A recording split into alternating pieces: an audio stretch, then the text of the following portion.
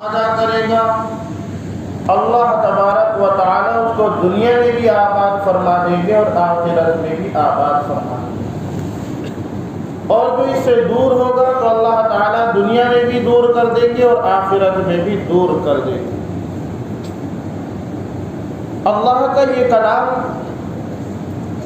جو سرکار دو عالم صلی اللہ علیہ وسلم کے اوپر 23 سال میں نازل ہوا، 23 سال کے عرصے جو آپ نے 19 دن میں کلام پاک سنا ہے، اللہ کے رسول صلی اللہ علیہ وسلم پر 23 سال کے عرصے میں یہ نازل ہوا۔ سورہ قدر میں اللہ تعالیٰ نے ارشاد فرمایا لیلۃ القدر خیر من الف شہر۔ شب قدر میں اللہ تعالیٰ نے قرآن مقدس نازل کیا، ایک ہی رات میں، رمضان المبارک کی 23ویں رات میں اللہ تعالیٰ نے یہ پورا کا پورا قرآن مقدس بیت العزت میں رکھ دیا، لوح محفوظ سے اتار کر بیت العزت میں رکھ دیا۔ بیت العزت یہ فرشتوں کا کعبہ ہے، جو ہمارے یہاں بیت اللہ ہے زمین پر، اسی کی بالکل سیدھ میں آسمانوں میں فرشتوں کا کعبہ ہے۔ وہاں پر اللہ تعالیٰ نے ایک ہی رات میں، اس رمضان المبارک کی 23ویں رات میں پورا کا پورا قرآن مقدس بیت العزت میں رکھ دیا۔ اب یہ بیت العزت فرشتوں کا کعبہ، انسان حج کے لیے جاتے ہیں، عمرے کے لیے جاتے ہیں، ایک دفعہ طواف کر لیا، دوبارہ کر لیا، دوبارہ کر لیا، اللہ نے اتنا موقع دیا، اتنا کر لیا، لیکن وہ فرشتوں کا جو کعبہ ہے، حدیث پاک میں آتا ہے کہ اتنی بڑی تعداد ہے کہ جو فرشتہ ایک بار طواف کر لیتا ہے دوبارہ اس کا نمبر ہی نہیں آئے گا۔ وہاں پر اللہ تعالیٰ نے اس قرآن مقدس کو نازل کیا۔ اب وہاں سے سرکار دو عالم صلی اللہ علیہ وسلم پر 23 سال کے عرصے میں قرآن کریم نازل ہوا، جس کو آپ نے سنا، یہ اللہ کا کلام ہے۔ آج امت مسلمہ قرآن کریم سے دور ہوتی جا رہی ہے۔ امت مسلمہ کے اوپر جو حالات آ رہے ہیں، کیوں آ رہے ہیں؟ قرآن مقدس سے دور۔ مسلمان ہیں، ایمان والے ہیں، قرآن والے ہیں، ہمارے اندر یہ 3 صفت بڑی عجیب ہے۔ روحانی قوت ہمارے اندر سے ختم ہو گئی جو قرآن مقدس سے ہمارے اندر چارجنگ ہوتی۔ کیوں؟ ہم ظاہری اسباب کو دیکھتے ہیں، ظاہری اسباب کو دیکھتے ہیں، ٹھیک ہے، دنیا دارالاسباب ہے، دیکھنا چاہیے، لیکن ہم قرآن مقدس کو اگر مضبوطی کے ساتھ پکڑے ہوتے، قرآن مقدس کے معانی اور مطالب کو سمجھنے والے ہوتے، تو ہمارے دل ڈگمگ نہ ہوتے، ہمارے دل مضبوط ہو جاتے۔ ہم نے قرآن کو چھوڑ دیا، جیسے پہلے قرآن کریم کی گھروں سے آواز آیا کرتی تھی، فجر کے بعد کہیں نکل گئے تو قرآن کریم کی آواز آ رہی ہے۔ روحانی قوت ان کے اندر بہت زیادہ تھی۔ اگر کوئی انگلی بھی اٹھاتا یا زبان کھولتا تو زبان کھولنے میں ڈرتا، اور انگلی اٹھاتا تو انگلی اٹھانے میں ڈرتا۔ بھائی اللہ کا کلام پڑھنے والے کون مسلمان ہیں؟ آج ہمارے اندر، دلوں کے اندر جو خوف بیٹھا ہوا ہے، ہم نے اخبار پڑھا، حکومت کی طاقت دیکھ لی، ہم نے اخبار پڑھا، پولیس کی طاقت دیکھ لی، ہم نے اخبار پڑھا اور لوگوں کی طاقت دیکھ لی، ہم نے قرآن پڑھ کے اللہ کی طاقت دیکھی۔ کیوں؟ جب ہم نے دوسری طاقتوں کو دیکھ لیا، اللہ کی طاقت کو چھوڑ کر، ارے وہ دنیا اور آسمان کا مالک، تبارک الذی بیدہ الملک وہو علی کل شیء قدیر الذی خلق الموت والحیاۃ لیبلوکم ایکم احسن عملا۔ وہ اللہ تبارک و تعالی زمین و آسمان کا مالک ہے، اور دنیا کے جتنے بھی انسان ہیں، تمام لوگوں کے دل اللہ کے ہاتھ میں ذرا سی دیر میں پلٹ گئے۔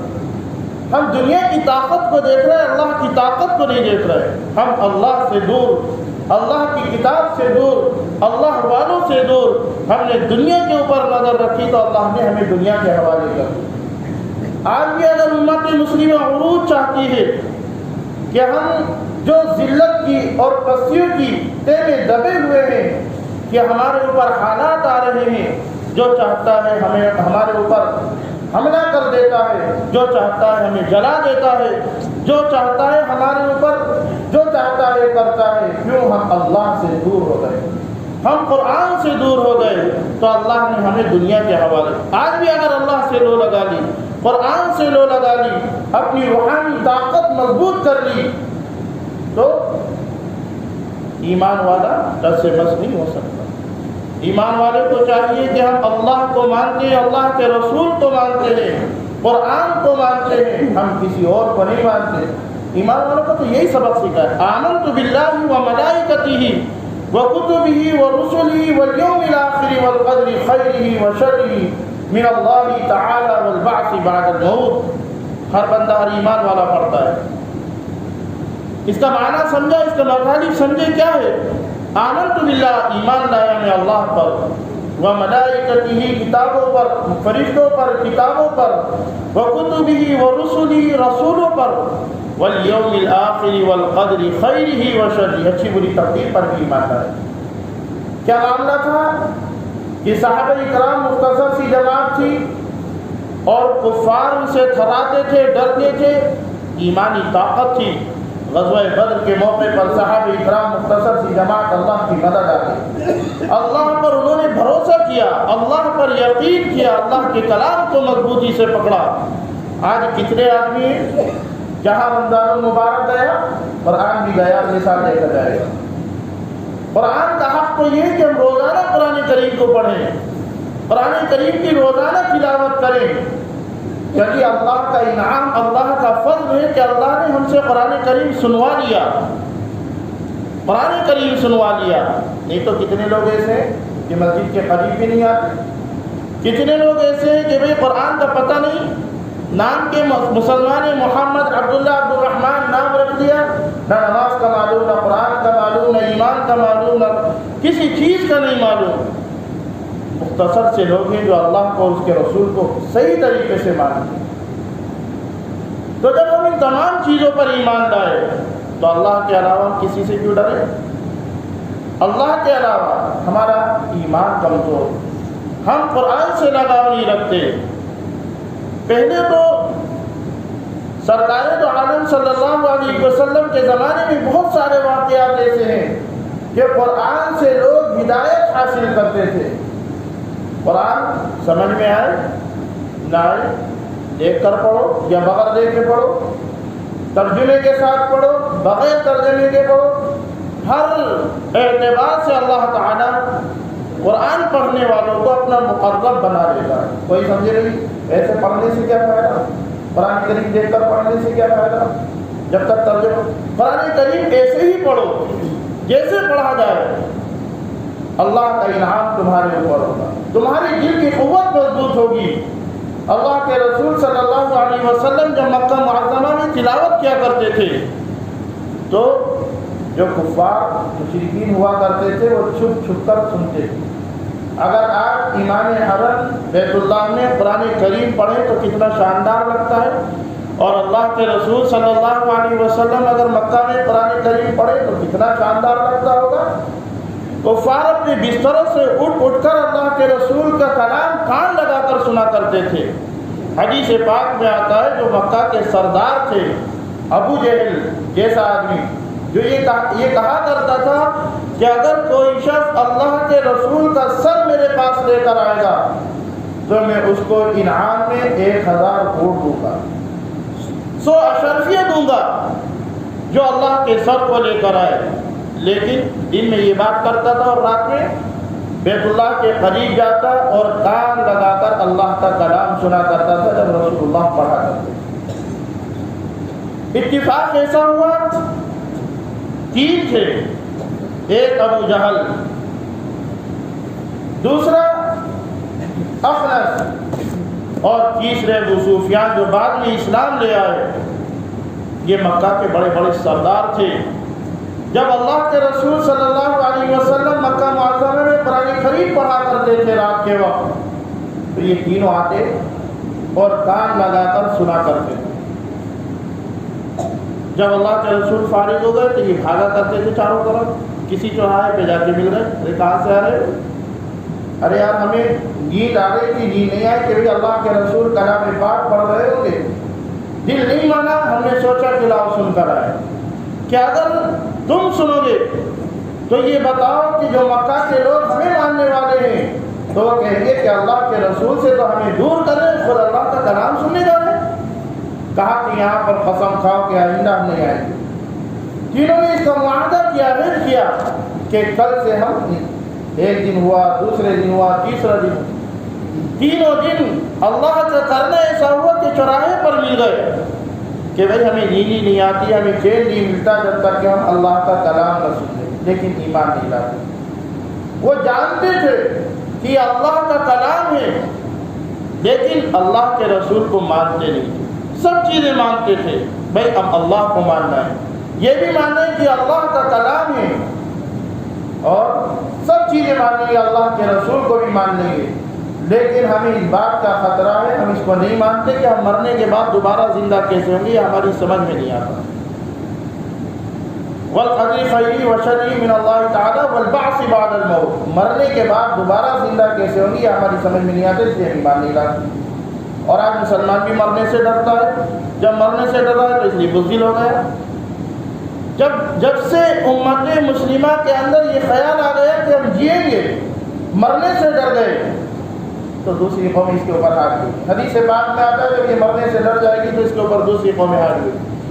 جب اس قوم کے اندر دو باتیں آ جائیں گی، ایک تو گالی ان کے درمیان عام ہو جائے گی، جو شخص گالی دیتا ہے وہ بزدل ہو جاتا ہے، حدیث پاک میں آتا ہے۔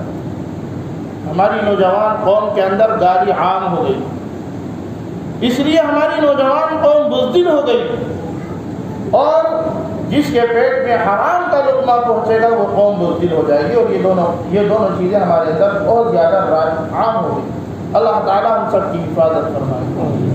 تو یہ جو قرآن مقدس ہے اللہ تبارک و تعالیٰ نے نازل فرمایا سرکار دو عالم صلی اللہ علیہ وسلم پر 23 سال کے عرصے میں، تو یہ امت کو سبق دینے کے کہ بھائی نبی بھی بھیجا، نبی کے ساتھ کتاب بھی بھیجی، اور یہ قرآن کریم کا سب سے بڑا معجزہ ہے کہ اس زمانے میں اتنے حافظ نہیں تھے جتنے اس دور میں حافظ ہیں۔ قرآن کریم کا معجزہ کہتے ہیں قرآن مقدس سے 23 آیتیں ختم کر دو، فلاں سورت ختم کر دو، فلاں قرآن کریم کی آیتیں ختم کر دو، اللہ کا کلام ان کو کوئی ختم نہیں کر سکتا۔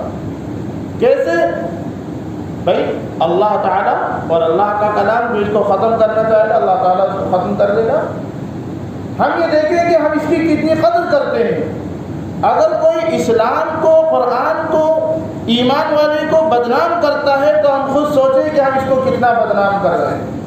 اگر محلے کے اندر کسی کے 10-12 بیٹے ہوں اور وہ باپ کی عزت کرتے ہوں تو کسی کی مجالے کوئی گالی دے دے، کسی کی مجالے کوئی برا بھلا کہہ دے، اگر وہ اولاد نافرمان ہے اور ماں باپ کی توہین کرتی ہے تو پورا محلہ اس کو گالی دے سکتا ہے۔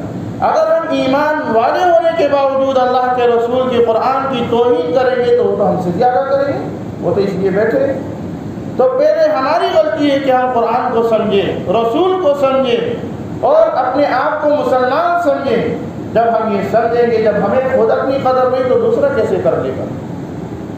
تو یہ اللہ کا کلام ایسی چیز ہے کہ جو اس سے جڑ جاتا ہے تو اللہ تعالیٰ اس کو ضائع نہیں کرتا، اس کو برباد نہیں کرتا۔ عربی قاعدہ ہے موصوف صفت، اللہ موصوف، اللہ کا کلام صفت ہے، یہ بھی اللہ کا کلام اس کی صفت ہے، اس کی تعریف ہے، اس کی خاصیت۔ اس کی مثال ایسے سمجھیے، مثال کے طور پر آگ ہے، کوئی یہ سوچے کہ میں آگ کی گرمی کو ختم کر دوں تو کوئی کر سکتا ہے؟ اگر کوئی گرمی کو ختم کرنا چاہے تو پہلے آگ کو ختم کرنا پڑے گا۔ تو آگ موصوف اور اس کی گرمی جو ہے وہ صفت ہے، اس کی خاصیت ہے، اس کی تعریف۔ برف ہے، کوئی یہ چاہے کہ میں برف کی ٹھنڈک کو ختم کر دوں تو برف کو ختم کرنا پڑے گا، اس کے بعد اس کی ٹھنڈک ختم ہوگی۔ تو اسی طریقے سے یہ اللہ کا کلام اللہ سے جڑا ہوا ہے۔ اگر کوئی یہ چاہے کہ ہم اللہ کے کلام کو ختم کر دیں تو اللہ سے اعلان کر دیں اور کوئی اللہ سے جنگ کر سکتا ہے؟ ہمارا کہنا تو بیکار ہی ہے، اللہ تعالیٰ خود ہی اس کو سمجھ لے گا۔ تو اس لیے اگر کلام سے جڑ گئے اللہ کے کلام سے تو اللہ دنیا میں ضائع نہیں کرے گا۔ جب ہم اللہ پر ایمان لائے، اللہ کو مانتے ہیں، تو ہم قرآن کو مضبوطی کے ساتھ پکڑیں اور پکڑنے کے ساتھ اللہ پر یقین کریں اور سرکار دو عالم صلی اللہ علیہ وسلم کے طریقے پر چلیں، تو انشاءاللہ تمہارا کوئی بھی بگاڑ نہیں سکتا۔ یہ ڈر، یہ خوف، اگر اتنا ڈر اور خوف اللہ سے ہو جائے تو ایمان والا جنتی ہو جائے۔ کہاں کا ڈر؟ آج امت مسلمہ کے اندر ڈر بیٹھا ہوا ہے، خوف بیٹھا ہوا ہے۔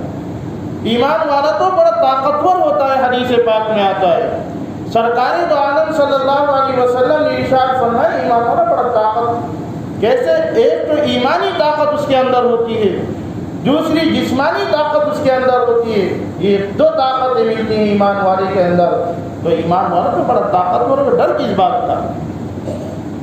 تو اس لیے جب تک قرآن کریم اس دنیا میں رہے گا ایمان والے آباد رہیں گے، اور جب اللہ تبارک و تعالی دنیا کو ختم کرنا چاہیں گے تو قرآن کریم کے الفاظ آسمان پر اٹھا لیں گے، پھر قرآن کریم دیکھنے کو نہیں ملے گا۔ قرآن کریم کے جتنے بھی الفاظ ہیں اللہ اس کو آسمان پر اٹھا لیں گے، اور امت کا حال کیا ہوگا؟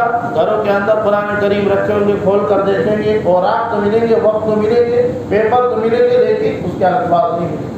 مسجدوں کی طرف دوڑیں گے کہ بھئی قرآن کریم کو دیکھیں، کہا کہ قرآن کریم تو وہی مسجد میں بھی اوراق میں اوراق ہے، تمام الفاظ اللہ تعالیٰ اس کے آسمان پر اٹھا لیں گے۔ اس سے پہلے یہ ہے کہ ہم قرآن مقدس کو، جیسے ہمارا حق ہے قرآن کریم کے پڑھنے کا، اس کو پڑھیں، اور حق یہ ہے کہ ہم روزانہ قرآن کریم کو پڑھیں، چاہے تھوڑا پڑھیں، جس کی جتنی وسعت، قرآن کریم کو روزانہ پڑھیں۔ اگر انسان یہ معمول بنا لے، آپ نے یہ معمول بنا لیا تو آپ کی روحانی قوت بہت زیادہ ہو جائے گی۔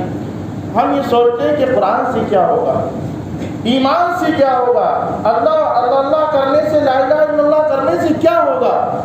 اللہ نے جتنی بھی جسمانی طاقت کی چیزیں ہیں، جسمانی طاقت کی چیزیں، کوئی بھی کھانے پینے کی جتنی بھی چیزیں اللہ تعالیٰ نے کہاں سے پیدا کی؟ زمین سے پیدا کی، جتنی بھی چیزیں ہیں، اور جو جسمانی جسم کو طاقت دیتی ہیں وہ تمام چیزیں اللہ تعالیٰ نے زمین سے پیدا کی، اور جو روحانیت کو طاقت دیتی ہے وہ اللہ نے آسمان سے اتاری۔ دونوں چیزیں، خالی جسم سے بھی انسان بیکار ہے، خالی روح سے بھی انسان بیکار ہے، دونوں چیزیں مل کر انسان بنتا ہے، روح بھی اور جسم۔ اللہ نے پہلے جسم بنایا، اس کے بعد اللہ نے اس کے اندر روح ڈالی۔ انسان ہے تو انسان والی روح ڈالی، جانور ہے تو جانور والی روح ڈالی۔ پہلے اللہ نے انسان بنایا، پھر اس کے بعد اس کے اندر روح ڈالی۔ انسان اس زمینی غذا سے بنا، اور روح اللہ نے اوپر سے ڈالی، اور اس کی طاقت کے لیے، اس کی قوت کے لیے جتنی بھی چیزیں اللہ نے دی اوپر سے، جسمانی طاقت کے لیے اللہ نے زمین سے چیزیں پیدا کی، اور روحانی طاقت کے لیے، اپنی روح کی غذا کے لیے وہ اللہ نے پیدا کی وہ آسمان سے۔ کیا قرآن کریم ہے، اللہ کا کلام ہے، ذکر اللہ ہے، اللہ کرنا ہے۔